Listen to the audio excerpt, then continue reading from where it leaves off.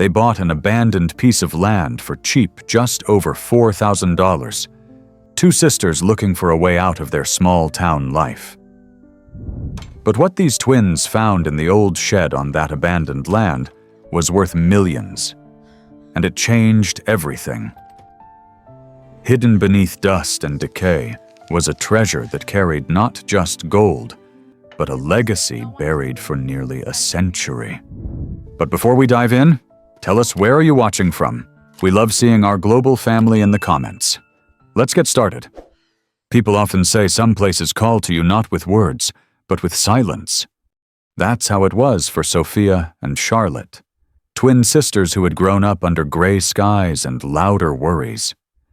They'd spent their lives in a small industrial town where the clang of train tracks and the sigh of smokestacks replaced the sound of bird song. Their lives had been marked by routine and resilience, raised by their grandfather after their parents passed too young. Sophia, the older by just 4 minutes, had always carried the weight of responsibility meticulous, thoughtful, always making lists. Charlotte, the wilder soul, believed that life waited just beyond the map's edge, and if you didn't chase it, you'd regret it forever. One evening, while scrolling through real estate listings neither of them could afford, Charlotte stumbled on something that made her sit up. Abandoned property. No utility access. No guarantees. No bids yet. Price $4,300. Sophia scoffed at first, but something in the faded photo, a shed hidden in the woods, tugged at her. By morning, they'd pooled every cent they had. They weren't landowners, not really. They were dreamers chasing a question. What if this was where everything changed?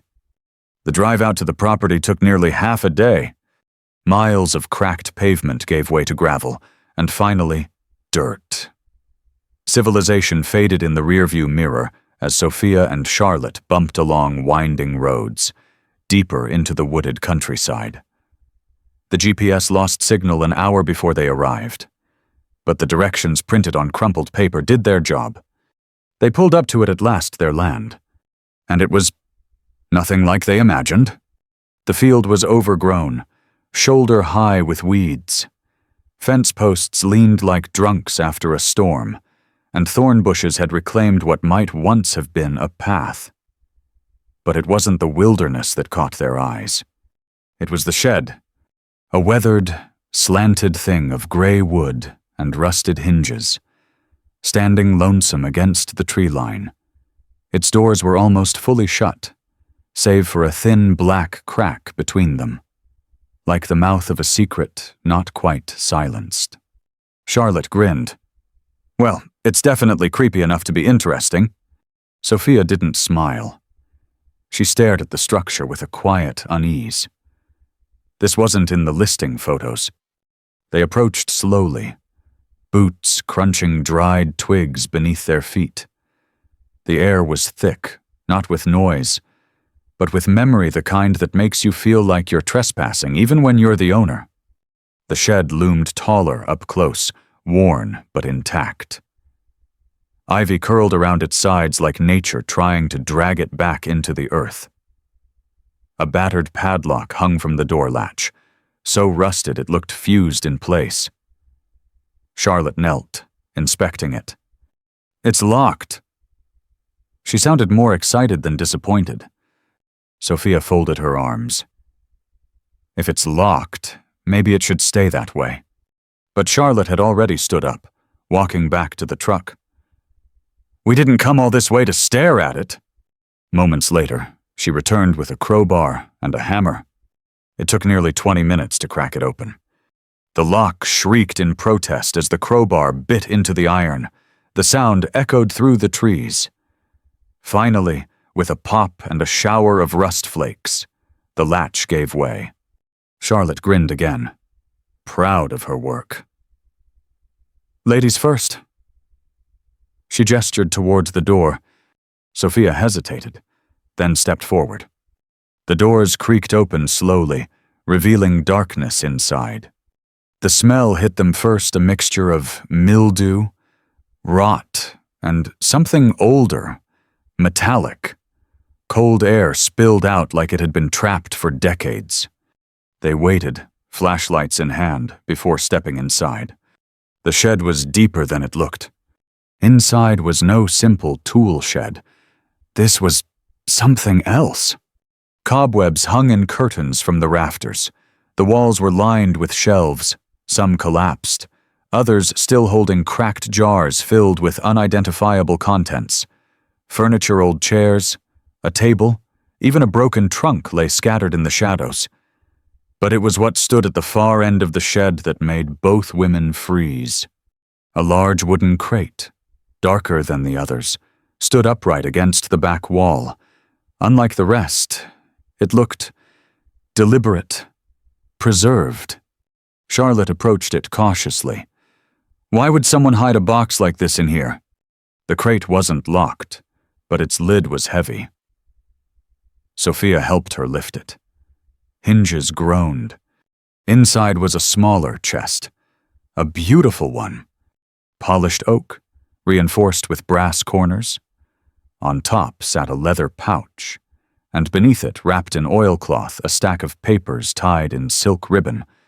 Charlotte opened the pouch. Her breath caught in her throat. "Sophia, look!"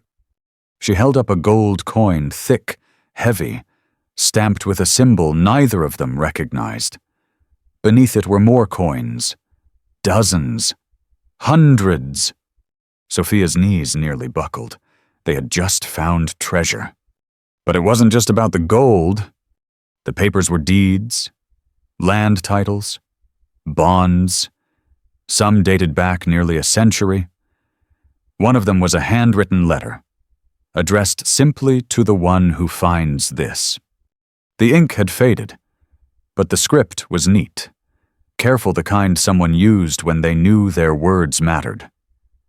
The letter told of a man named Reuben Callahan, a farmer, craftsman, and surprisingly a silent investor during the early days of a mining boom. Fearing corruption, he had hidden his wealth, choosing instead to leave it for someone honest and in need. "If you found this," the letter read, "then perhaps you are the kind of person I hoped would—" Tears welled in Sophia's eyes. Charlotte sat speechless, holding a coin between her thumb and forefinger like it might disappear. The shed had been hiding more than fortune. It held legacy, intention, trust passed across time. They sat there for hours in stunned silence, rereading the letter, running their fingers over the gold, the documents, the small embroidered handkerchief tucked in the corner of the chest with initials C. As evening fell, the last sliver of sun cut across the forest floor and lit up the crate like a spotlight. The sisters looked at each other. Charlotte whispered, "What are we supposed to do with all this?" Sophia didn't answer right away, but she knew the truth deep in her bones. This wasn't just a twist of fate. This was a beginning. The next morning arrived with mist clinging low over the field like a blanket that refused to lift. Sophia stood at the edge of the shed, staring into the trees, her fingers wrapped around a mug of coffee that had long since gone cold. She hadn't slept much. Neither of them had. After all, how could you sleep after uncovering something most people only read about in books or dream of in their sleep? Treasure, real treasure. But something about it still didn't sit right. Not fear, not exactly. More like the feeling that this was only the first page of a much bigger story. Charlotte, always the early riser, had already started moving crates aside in the shed. The first discovery had only deepened her curiosity. They weren't just going to take the treasure and run. That much was clear between them, even unspoken. But what else was buried here, and why had no one come looking for it? Behind the crate that held the gold, Charlotte noticed something strange. The back wall of the shed looked uneven. The boards were discolored, and in one corner, the floor dipped slightly, as if the ground itself had settled differently there. She pressed her palm to the wood. It felt cold. She knocked once. Then again. "Hollow!" Sophia looked up when she heard Charlotte calling. They worked in silence, pulling back the crates, sweeping away decades of dust and cobwebs. At the very back of the shed, half hidden by a rotting tarp, they found it. A trapdoor. The edges were rough, the handle rusted, but it was real.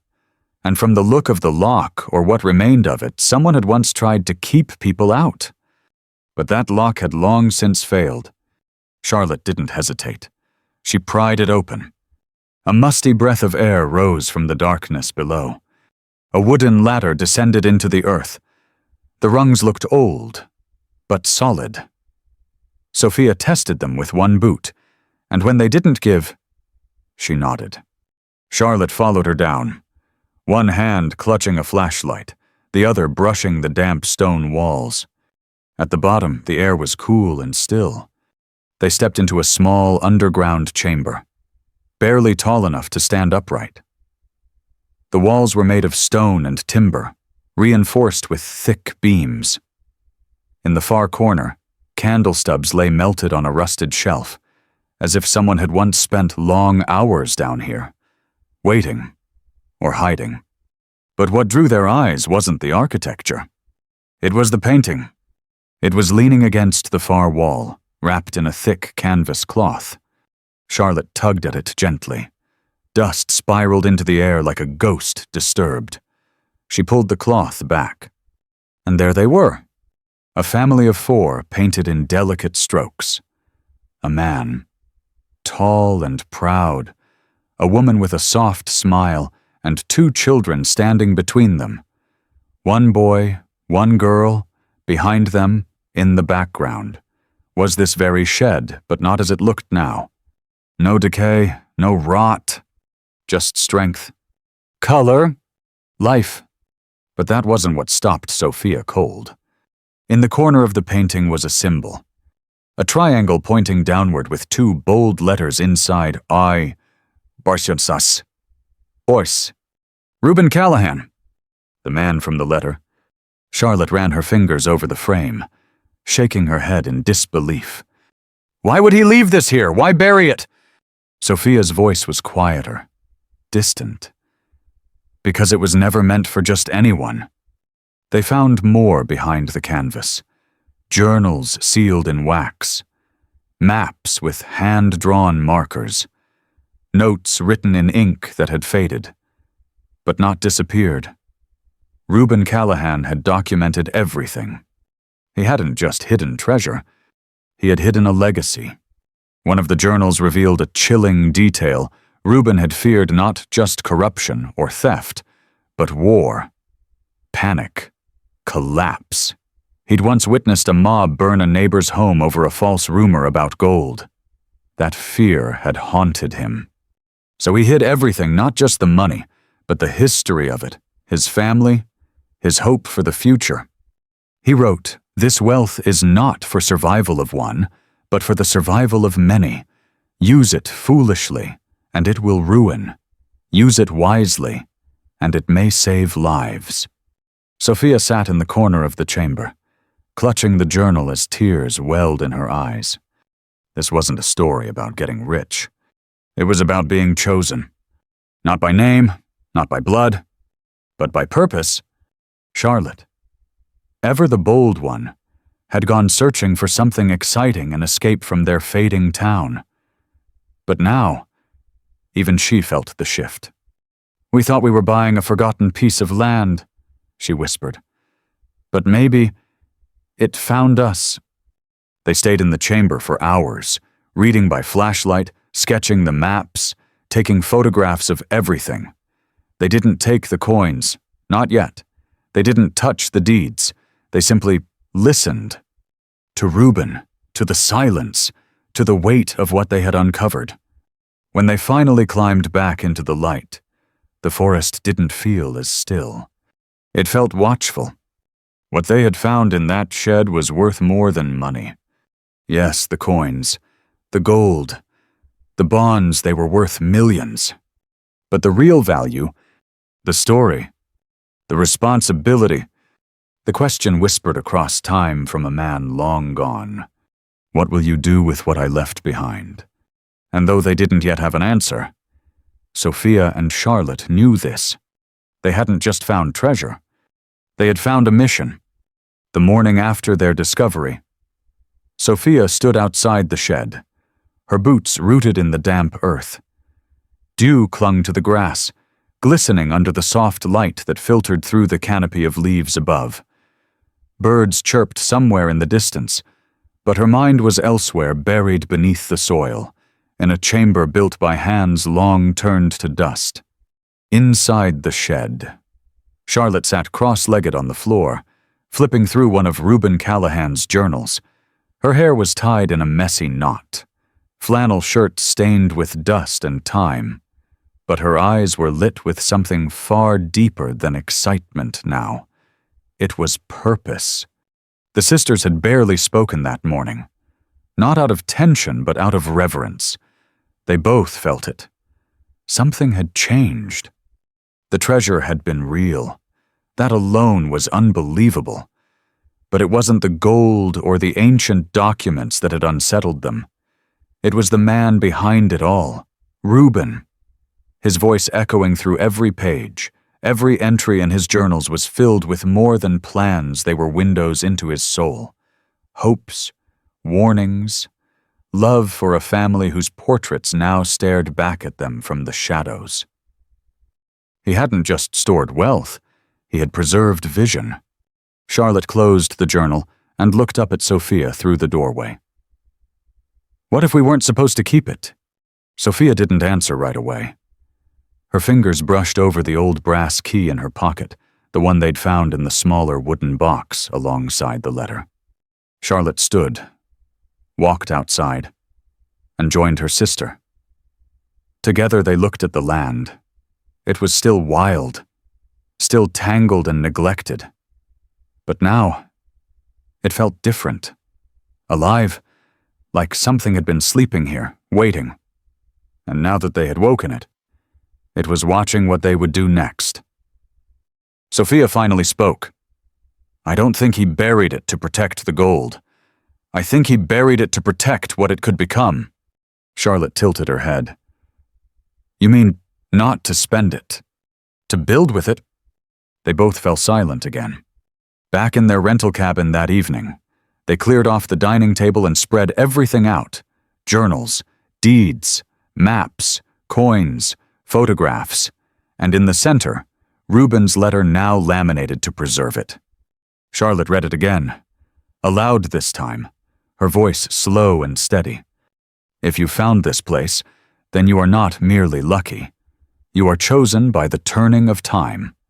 This wealth is a tool. It can corrupt if left unchecked, or it can plant roots deeper than any tree. Use it not for your comfort, but for the comfort of many. What you build from it will determine whether this land continues to serve others long after you, or vanishes into selfishness and dust. They both stared at the letter long after she finished reading. Sophia finally broke the silence. We need to talk to someone. Like a lawyer. Sophia shook her head, a historian. The next morning, they drove to the nearest town with a real library and city records office. It was over an hour away, nestled between rolling hills and forgotten gas stations. They met a woman named Grace Weller, who had run the county archives for 30 years. When they told her about Reuben Callahan, she blinked, then slowly sat back in her chair. I haven't heard that name in a long, long time, she whispered. Grace spent the next 3 hours helping them dig through newspaper clippings, land records, and dusty boxes no one had touched in decades.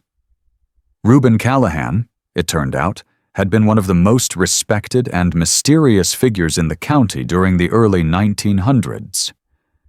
He was known for his generosity, quietly paying off debts for struggling farmers, building a community well, and funding a schoolhouse anonymously. But then, in 1922, he disappeared. No known descendants, no will, just gone. Some folks said he moved up north, Grace said softly, brushing dust from a document. But others, they thought he was killed for what he had. Charlotte leaned forward. You think someone came after the treasure? No one knows. But after he vanished, the land went untouched. No one claimed it. And then over time, people just forgot. Like the forest swallowed the story whole. When the sisters told her what they had found, the gold, the journals, the underground chamber, Grace didn't question them. Her eyes simply welled with tears. I always knew there was more to that man. Back at the shed that evening, everything looked the same. But it wasn't. Now they understood the weight of it, the story, the legacy, the responsibility. They sat on the porch of the old structure, watching the last rays of sun disappear behind the trees. Charlotte broke the silence. If we sell the gold, we could live anywhere, buy a real house, start over. Sophia nodded slowly. We could, but if we stay here, we could build something bigger than us. Charlotte smiled sadly. I didn't come here to be someone's heir. I just wanted a little land, a place to breathe. Sophia looked out across the overgrown fields. Maybe that's why he chose us. For the first time, the idea didn't feel overwhelming. It felt right. Not easy, not safe, but right. They slept better that night. Not because the questions were answered, but because their purpose was starting to take shape. They weren't just the owners of a forgotten piece of land anymore. They were stewards of a dream, one that had waited nearly a century to rise again. And that dream was no longer buried. It was beginning to bloom. By the time the leaves began to shift from summer green to amber and flame, the decision had been made. Sophia and Charlotte would stay, not just to guard what they'd found, but to build something from it, to breathe life into what Reuben Callahan had buried not as a retreat, but as a beginning. The first step came with the land itself. They spent days walking every corner of the property, notebook and maps in hand. Reuben's journals had marked key points, old fence lines, a dry creek bed, and a collapsed barn that once held cattle. They followed his sketches, tested the soil, marked where the sun landed at dawn and dusk. They weren't farmers, not yet, but they were learners, and they had help. The town they'd once thought forgotten turned out to have its own quiet strength. People started showing up, at first curious, then moved by the story the sisters began to share. A retired builder named Hank offered to help them clear the old shed and survey the underground chamber for structural safety. He brought his grandson along, who hadn't smiled much in years until he helped raise a new beam and watched something solid take shape. A widowed woman named Judith, once a schoolteacher, offered to help catalog the books from Reuben's refuge. These don't belong underground, she told them gently. They were meant to be read. And then came the real moment of clarity when Charlotte stood inside the shed one morning, sunlight streaking across the wooden floor, and said, "This isn't just a shed anymore." Sophia looked at her, brow furrowed. Charlotte continued, "It's a beginning."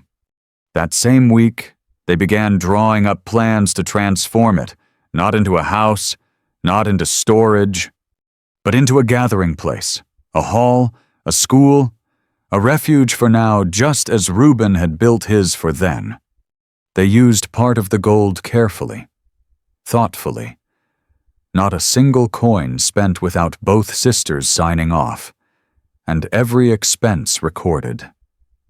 Materials, tools, a local architect who agreed to work at half cost just to be part of something meaningful. The doors were widened, the rotted planks replaced, the roof raised, windows added long, tall ones that let in the light. The underground chamber remained intact, but now had a safer entrance and ventilation. It became what it was always meant to be, a sanctuary of history, not a hidden vault. Sophia suggested planting an orchard. Charlotte wanted a greenhouse. They agreed on both. Volunteers brought seeds, saplings, gardening tools that had sat unused for years. Some gave their time. Others gave knowledge. Together, they turned over the soil, wheelbarrow by wheelbarrow. For the first time in decades, crops began to grow on Reuben's land again. But it wasn't just the land that came alive. It was the people. A boy who'd been skipping school started showing up every morning just to help feed the chickens Charlotte adopted. He didn't speak much, but he smiled. A lot. An elderly couple brought crates of books. "We don't need them anymore," they said. "But maybe someone else will." And someone always did. Soon, children from town came in the afternoons. At first, just for curiosity. Then, for the stories. For the books. For the fresh apples from the trees Charlotte proudly claimed as her doing. They began calling the place Callahan's Hope. It wasn't official, not yet. But it stuck. And one day, Sophia stood at the back of the hall, the old shed now rebuilt with love, and watched as a group of children sat in a circle, laughing, drawing, learning from a volunteer who once ran a one-room schoolhouse. She felt tears sting her eyes. This wasn't what she imagined when they placed that bid on a rundown property. It was more, that night, back in their cabin. Charlotte sat with a lantern on the table, tracing the edge of an old coin between her fingers. "You think he knew?" she asked. Sophia looked up. "Reuben. Yeah. You think he knew someone would come along someday and do this?" Sophia thought for a long moment. "I think he hoped." Charlotte smiled, nodded. "Well, we named it right then." They both sat in silence for a while, letting that thought settle.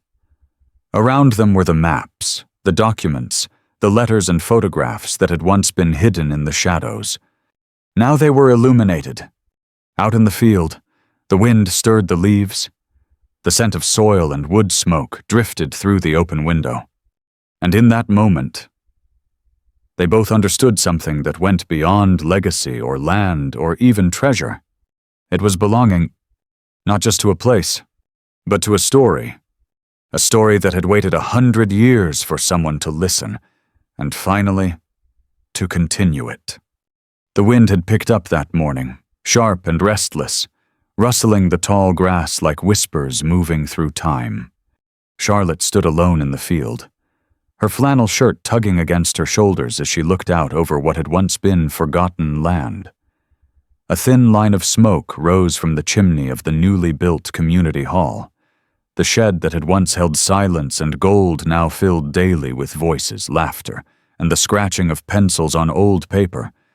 And yet, she felt unsettled.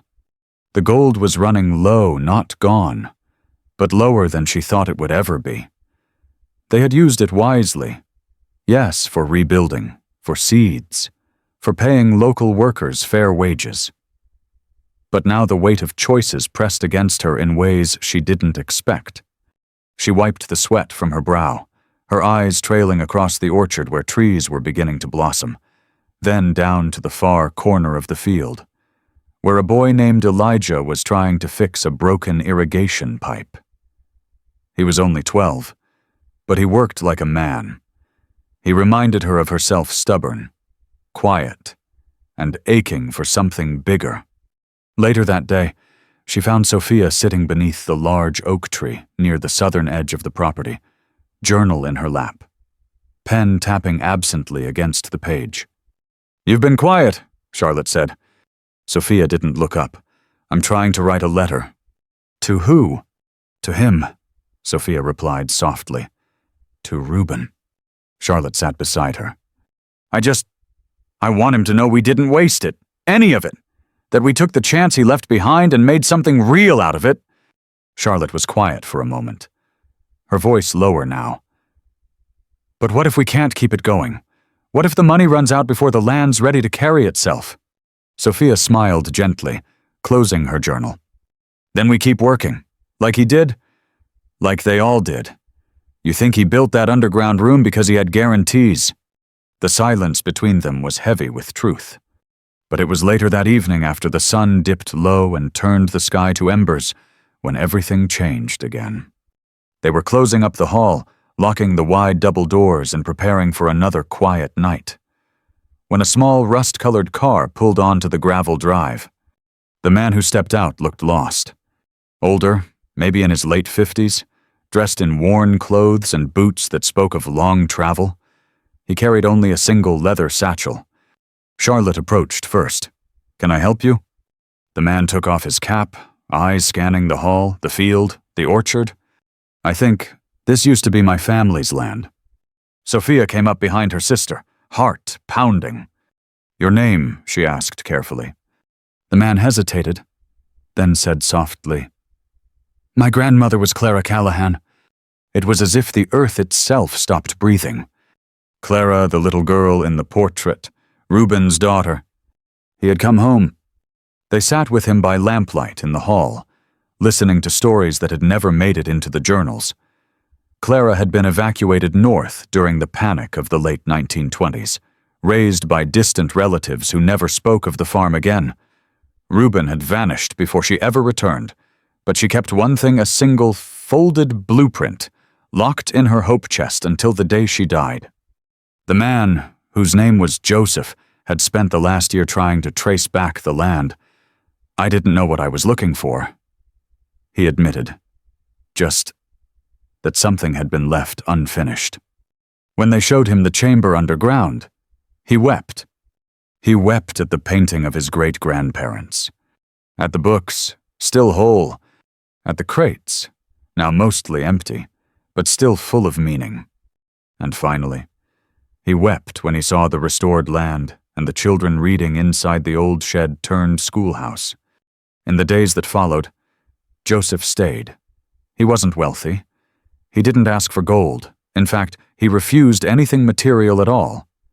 Instead, he offered something they hadn't realized they needed: memory. He told them the story of Elizabeth Callahan, Reuben's wife, who once taught Sunday school beneath the very tree where Sophia had been journaling. He showed them where the family had buried a time capsule near the stone wall behind the orchard. They unearthed it together, a rusted tin containing sketches from Clara, a small wooden carving from Reuben, and a note that read, "For the future, so you know we lived, and we loved." That night, Charlotte couldn't sleep. She stood outside the cabin, staring up at the stars, tears slipping quietly down her face. Sophia found her there, wrapped a blanket around her shoulders. "I always thought we'd come here to escape," Charlotte whispered. Sophia nodded. "Me too." But instead, she exhaled, shaking her head. "This place found us. It changed us." Sophia smiled, pulling her into a side hug. "No," she said. "We changed it. And maybe that was always the point." And in that still moment beneath the stars, with the past finally speaking and the future beginning to take root, the sisters realized something that didn't need to be written in journals or painted in oil. That treasure doesn't always glitter. Sometimes it grows. Autumn arrived slowly that year. The trees shed their leaves like whispers, blanketing the orchard in gold and crimson. The days grew shorter, but the land Callahan's hope felt more alive than ever. Children still ran through the rows of apple trees, their laughter echoing between the hills. Elders gathered at the community hall each week, sharing recipes, stories, and sometimes just a warm silence by the fire. The books from Reuben's underground sanctuary had found a second life, stacked neatly on handmade shelves in a reading room lit by lantern light. And at the heart of it all stood Sophia and Charlotte. No longer two sisters simply trying to escape the weight of their past. They had become something else. They had become roots. That morning, Sophia stood in front of the mirror in the small bedroom of their cabin. She was wearing Reuben's great-granddaughter Clara's brooch, gifted by Joseph, before he left to return to his family. He had written them a letter the night he departed. in it," he said. "You've honored us more than you'll ever know. You didn't just uncover treasure. You resurrected a family, and in doing so, you created one of your own." She pressed her fingers gently to the pin and whispered, "Thank you." Outside, Charlotte was hauling the last of the harvested pumpkins into the shed-turned hall. Her hair was pulled back, and her flannel sleeves rolled up, just like always. But something had softened in her, a quiet steadiness, not less wild, but more anchored. That afternoon, the town gathered. Not for a meeting, or a festival, or a donation drive, but just to be. A circle of chairs was placed beneath the oak tree. Families brought blankets and baskets of food. Someone strummed a guitar. An older woman read poetry aloud, one of the pieces rescued from the underground archive. And then, as twilight approached, Sophia was handed a microphone. She didn't plan to speak. She had never liked it. But standing there, facing a community that had once been nothing but strangers, now family, she felt the words rise up from a place deeper than fear. "I was never meant to be here," she began, her voice trembling slightly. "We bought this land with what little we had. We didn't know its history. We didn't know what waited for us. All we wanted was space to breathe." She looked over at Charlotte, who was watching from the back, eyes glistening. "But the truth is, we didn't find this place. It found us." She paused, then took a breath. "When we uncovered the journals, the maps, the coins, we thought we had found treasure. But what we really discovered was purpose. Reuben Callahan didn't leave us wealth. He left us a question, a challenge. What will you do with what has been entrusted to you?" She stepped down from the oak stump she'd been standing on, and silence followed her words like a prayer. Then slowly, one by one, people began to clap. Not loud, but steady. Not for applause, but for affirmation. That evening, long after the sun had vanished and the stars emerged in quiet procession, Sophia and Charlotte stood on the porch of their cabin, watching the fireflies flicker across the orchard like sparks from some unseen forge. "We did it," Charlotte whispered. Sophia nodded. "But it's not over," she replied. Charlotte grinned. "Good. I wouldn't want it to be." They didn't talk about the money anymore. Not because it was gone, there was still some left. Enough for maintenance, maybe a few more projects. But the treasure was never the point. It had simply been the key. The door had been the land. And what stood on the other side was a future. Not just for them, but for everyone who believed in starting over. For everyone who thought the past was buried too deep to reach. For everyone who needed to know that from decay, beauty could still rise. And perhaps, somewhere beyond the veil of time, a man named Reuben Callahan was watching. Not as a ghost, not as a legend, but as a builder, a farmer, a father, and smiling, knowing that what he planted in secret had grown into something greater than he ever imagined. Hope. Not everyone finds gold in an old wooden shed, but anyone can uncover something far more valuable, a reason to rise, and a place to begin again. As dusk fell over the fields of Callahan's hope, Charlotte laid the final brick into a garden wall built by volunteers, while Sophia closed the cover of Reuben's final journal, now resting on a sunlit windowsill. They weren't thinking about the gold anymore. They were thinking about the hands that would touch this soil next the children who would learn under this roof, the families who would gather here long after their own footsteps faded. What started as an escape had become an anchor not just for them, but for an entire community. The sisters who once fled from a life too small had become the women who made room for others to dream bigger. Because for Sophia, Charlotte, and every soul that walks the land Reuben once guarded, the treasure was never beneath the ground. It was the life growing above it. The end. Up next, 2 more powerful stories are waiting for you. Click to keep walking with us, and don't forget to hit subscribe if you believe legacy is the most precious thing we can pass on.